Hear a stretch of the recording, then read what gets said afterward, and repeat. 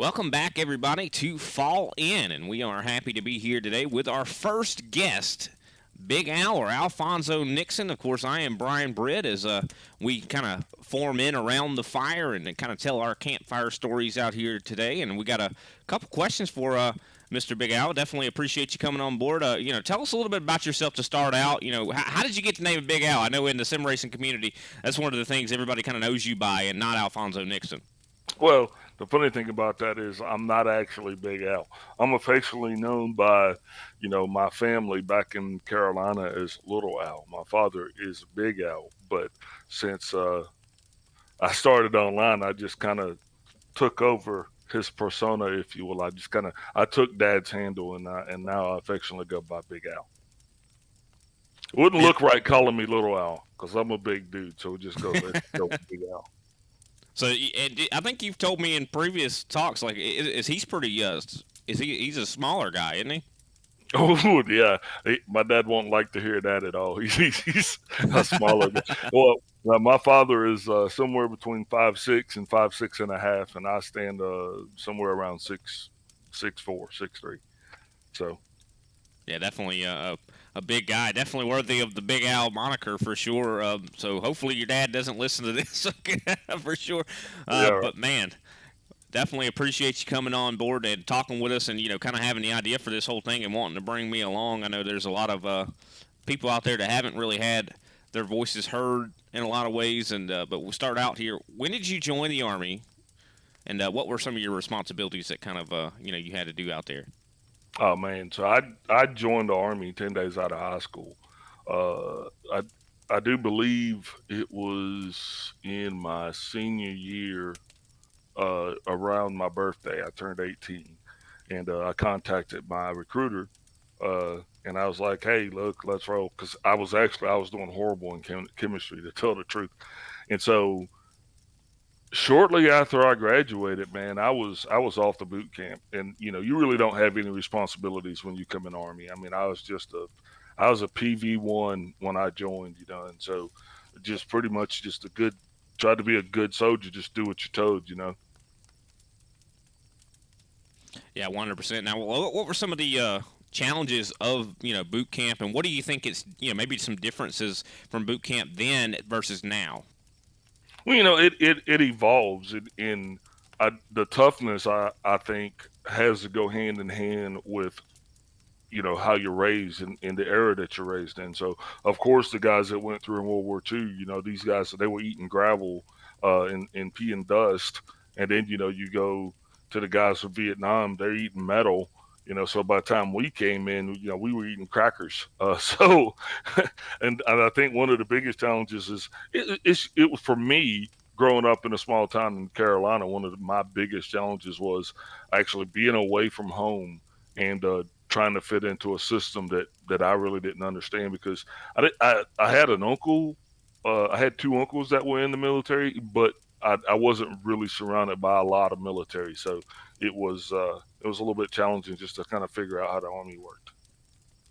That's interesting, and kind of made me just think about you joined right out of high school, literally. What was your high school experience like? I mean, were you like troubled at all? Did you get into trouble?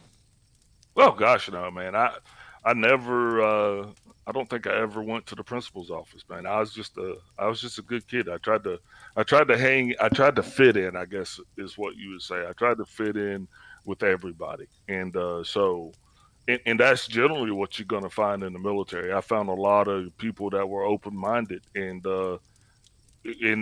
shared similar ideals. So it was refreshing. Sounds like it was a nice fit. Well, once you actually got out of boot camp and all, like what did you start doing? Like, I mean, what was your responsibility? Because I know at some point the army's going to ask something from you. You Oh know. yeah, well, I was an aircraft engine mechanic. That was my job. So, uh, but in the army, it's not like everywhere else. In the army, you kind of get to do a myriad of things. You get to do a lot of things. A lot of things are very few things asked of you, but lots expected of you. So, if you can figure out how to operate in an environment without a lot of supervision, and kind of being motivated to just kind of go get things done, and I was that way. So it worked out really good. And I loved working on aircraft engines. That was my job. But you get an opportunity to do lots of other things as well. So the Army is not a union. It's all encompassing. Yeah, that's crazy. You go from like failing chemistry to working on aircraft engines. I mean, you would think that would be harder for sure, but I mean, it seemed like you excelled at it. I mean, did you find yourself, moving up the ranks quite quickly, or was it something that took time? Initially, I did. I remember when I got 6 months in, I made E2. When I got to my first duty station, they had boards for promotion. So I made E3 and I made E4. I actually made E4 on paper faster than a year in the service. And a lot of people were like, "There's no way that's not possible." Yeah, you're right. So I had to wait to get the waiver. I made it at 10 months, but I had to wait to get the waiver. But after that, poof, I hit the brick wall. So I went from calling home telling, "Hey, mom, dad, I got promoted," to literally, you know, silence, radio silence for like 10 years before I made E5. Wow, 10 years. That's a long time to go up to the next level. I mean, did that was that frustrating at all? Well, it wasn't really frustrating, Brian, because I had a lot going on, so it wasn't like we were just sitting there kind of waiting to get promoted. I mean, we were busy. I was in a very unique unit, and with that came a lot of challenges. So that was pretty awesome. Yeah, it sounds like you definitely enjoyed your time out there. Well, how you said that 10 years between promotions. How long did you actually serve? 20 years, 4 months, 9 days. Wow, you know it to the T right there. Guess that's what the Army puts in you. I mean, everybody I think that retires, they kind of have that same. They know exactly how long they were in, man. It's not like you were waiting to get out, but when it was time to get out, it was time to get out. Now, what caused you to be discharged? Like, what was the reason? Retirement. To just finishing up your career, just hey, it's time to go. Was it your choice or was it the Army? No, absolutely, it was my choice. I was in Afghanistan, and at that point, once you hit 20 years, realistically, you're working for half your pay. So it was at a time in my career where I was gonna either get in trouble or it was just time to leave. I'd pushed the envelope uh, far enough, and I just think that I was almost out of attaboys. Well, definitely. Sounds like you had a pretty rewarding career, able to get out of there. I know you were doing aircraft mechanic work, but did you ever somehow maybe wind up in combat or anything like that, or anything that would cause undue stress? Define undue stress. Well, I mean, trauma, I'd say, would be the one thing because I know I've Yeah, talked to you I mean, before, and you even have said that you kind of got some PTSD kind of going on, yeah, post yeah, traumatic stress. of course, yeah. I've got some PTSD going on, but PTSD is a complicated thing, and that's another thing that I'm sure we're going to get into just how a lot of guys are coping. But yeah, to answer your question, I have been to combat. I was in the OEFP. A lot of people won't know about that. The Philippines. Uh, I was in OIF twice, which is Operation Iraqi Freedom, and Operation Enduring Freedom in Afghanistan was my last deployment. Now, can you walk us through? Maybe I know it might be. I don't know if this is too much to ask, but can you walk us through one of the instances that maybe caused you a lot of trauma?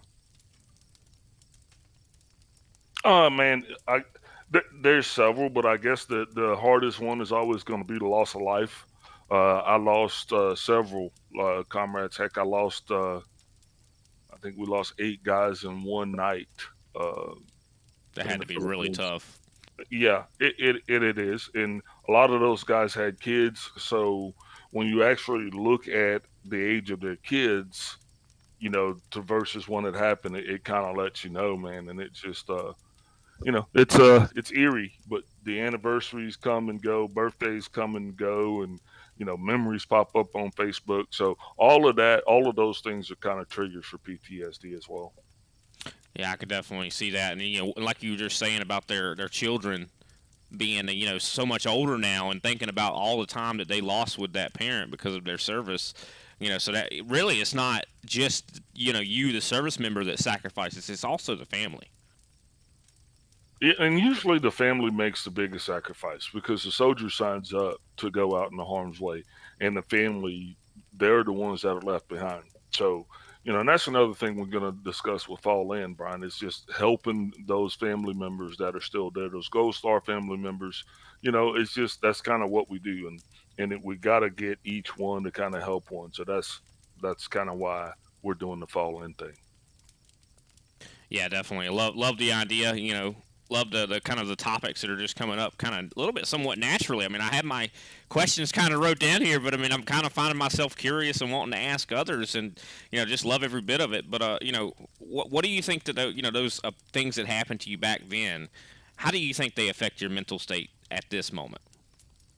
Well, well, obviously, and it was explained to me best by, a doctor, and that is, if you have normal stress that happens in your life, well, if that stress occurs and you're just in a normal environment, it's a little bit different. If you have that same stress and you're in a combat environment, well, it affects the way your brain actually operates, if that makes sense, because it's such a high level of stress being in that environment that um, it alters the chemistry, if you will. So you don't necessarily sign up for PTSD. A lot of people have it and don't even realize they have it. And yeah, I definitely I think I was pretty much at the end of the charts on it. Yeah, definitely sounds like a very tough thing to deal with. That a lot of people, I think, that in the civilian life don't realize.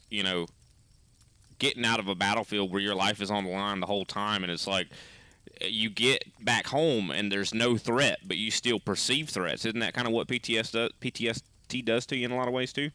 Oh yeah, absolutely. I mean, the easiest way I think I told you that is, I kind of feel like I'm in Indian country. I mean, and when I say that is, I feel like I'm surrounded by hostiles. So you spend most of your day, uh, and most of your time just kind of feeling like you're at war.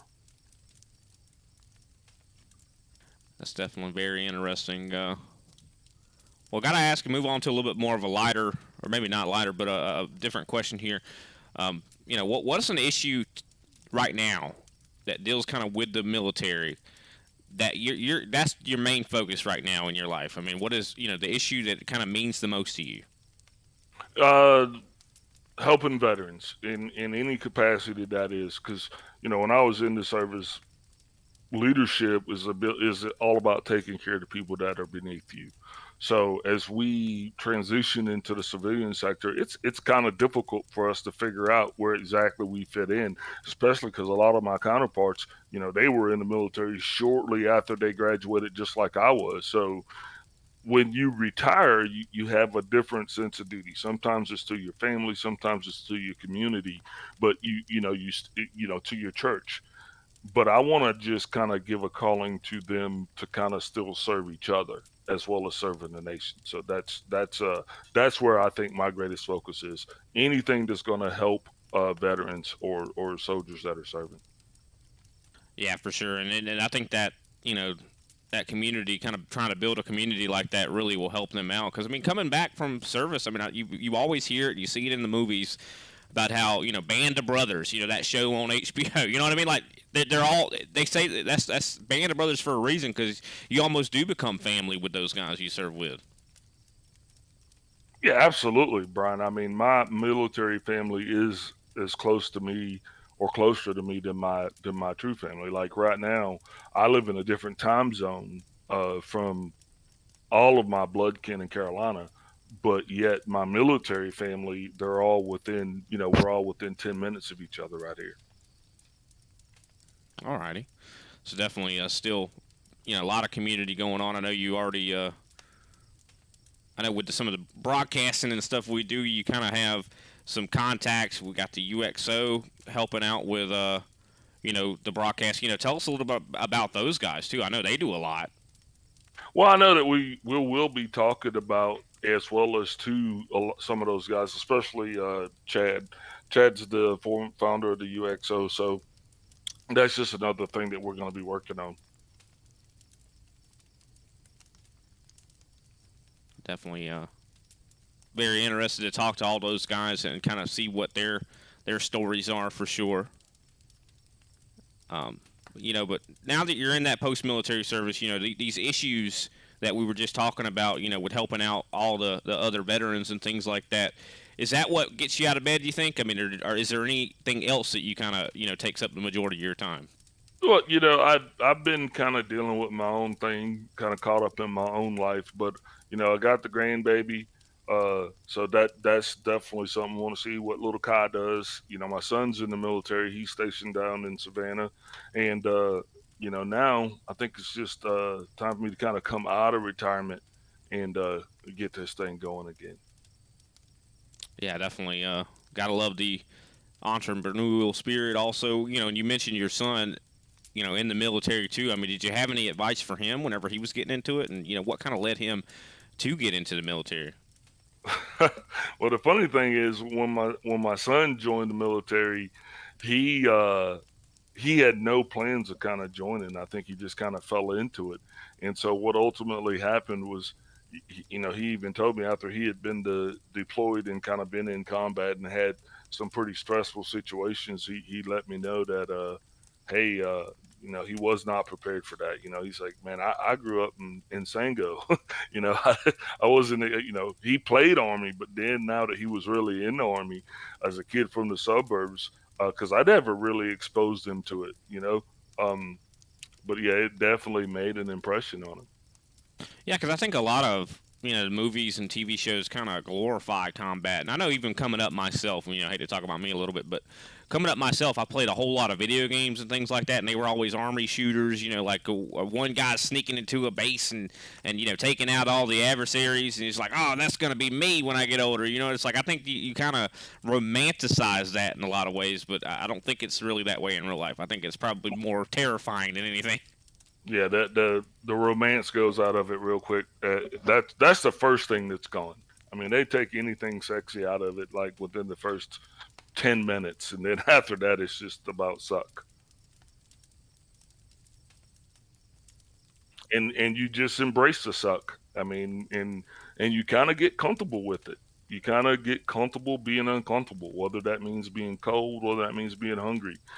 Because if you have the ability to kind of change those things, even down to like what you're eating, then you're gonna enjoy that meal a whole lot more, Brian.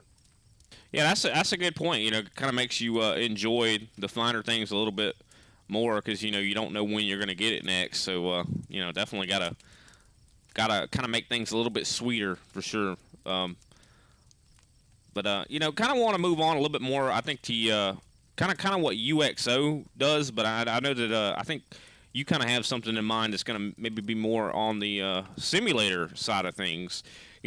How do you think things like the UXO and simulators in general, really simulator stuff like flight simulator, American Truck Simulator, even iRacing, kind of the thing that we are heavily involved with. How do you think that actually helps a veteran with PTSD?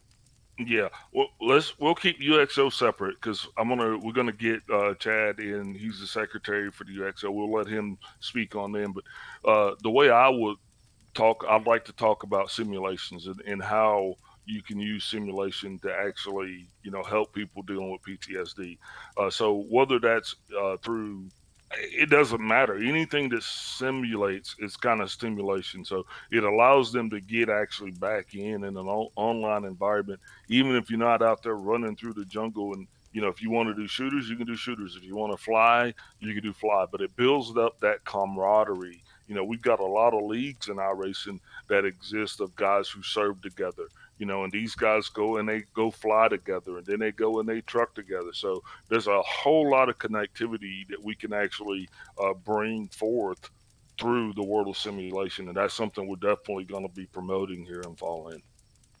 Yeah, for sure. I mean, I love that because I mean, you're 100% right. I mean, there's plenty of leagues that I have encountered that have a ton of veterans and stuff like that. But you mentioned shooter games, and this is kind of you told me not to throw softballs at you. This is kind of one that doesn't make a whole lot of sense to me. So maybe you can explain it. Like it sounds like a shooter game for a person with PTSD. How does that help? It just sounds like that would actually be that would hurt it and kind of bring them back into that zone that they were in when they were there in danger. Well, it just there's varying degrees of PTSD. Everyone's affected different ways. You got and think about it like this, Brian. You got to think about it in the context that you could walk into a room of 100 people and tell those 100 people that they just won $100 million. Someone out of that 100 is going to be offended in the way that you delivered that, and there's nothing that you can do about it. So no matter and I guess what I'm saying with that is, you know, there's different levels of PTSD. So maybe the guy who is that's his, you know, Achilles heel, if you will, he's not going to go play those first person shooters. Maybe he'll go and drive, or maybe, who knows? We'll just try to find that to get him into a happy space and a happy place so that he's not agitated and irritated. And if we can identify those triggers, then maybe we can actually, if we're in a lobby together, because that's what we're going for, then maybe we can talk through it together. Yeah, talk through it and have through the medium there of simulation. No, Yeah, I got plus you. it gives us the opportunity to connect, and we can do that in a time and space that is digital, virtual, versus actually having to pack up, go to airports, get in traffic, drive somewhere. We can actually do a lot of good together in a virtual space, and it could even be a virtual safe space. Well, definitely love every bit of what we talked about here this evening. I appreciate your time, Big Al, and I know you're going to be pretty much a staple, or say a fixture in this series. Just kind of thought we'd do the first one and actually just talk with you. Can't wait to get all these other guys lined up, and me and you both kind of talk to them, and you're able to share that commonality with them, and I'll just be that person that's kind of like, I don't know what's going on, but I'm curious. You know what I mean? Well, and I think your curiosity is the reason why it's important for me to have you along, because you're going to be that moderator. So people are going to get used to you, and as you go through this, Brian, you're gonna understand to talk, how to talk, what questions to ask, what questions not to ask, because this is going to be a great forum for us to actually deal with a lot of issues that are facing the veterans community, as well as get some great uh, service members on here, and we get a chance to talk to them and let them tell us what they're doing, and try to get them as much support with their issues with their projects as possible.